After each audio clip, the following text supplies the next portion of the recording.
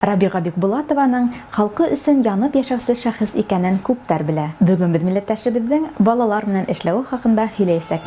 Бернисә тиктәнен ашау баланы башкорт музыкаһына ялеп итә алган Рабига ханым. Улар я йырлай, я иһә берәйтер музыка коралында милли көйләр уйнай. Үзебезнең телебезне онытмайык, үзебезнең рухыбызны, башкорт рухын һәр вакыт күкрәктең төбендә менә шулай һәр вакыт һезнең рухыгыз кояш һәм балкып торган һәр вакыт мин башкорт балаһы дип улар әйтердек итеп өйрәтергә уем бар. Киненем Рабига Фаритның шундай кеше булган өчен.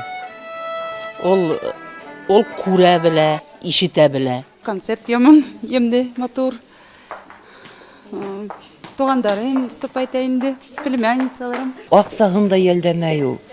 Вакытын да ялдамай. Ул өйүндәге бүтүндәй эшен таштай. Киске сакта балдарын да таштап, тик менә шул талант балдарды күтәрергә дигән лозунгтан гына эштәне ул. Рабига Бикбулатова балаларның үдешмәкәр белем кимәле менән генә риза булып калмай. Силәбе өлкәндә яшәүче 11 баланы ул Башкортстанның мәктәп, гимназияларына укырга юллай. На территории Сосновского района есть такая инициатива со стороны Рабиги Фаритовны, которая уже на протяжении большого количества лет занимается именно нахождением очень активных, очень продвинутых, наверное, детишек, которых мы самореализуем на территории Республики Башкортостан. Бүген Рабига ханым буласак йондызларда яңа уку елы алдыннан диеп зур сара оештырды. Онда балалар милләттәшләре өчен концерт номерлары әзерләнә. Килгән кунаклар уларның талантын хуплап, бүләкләр тапшырды, елы алкыштарга күмде.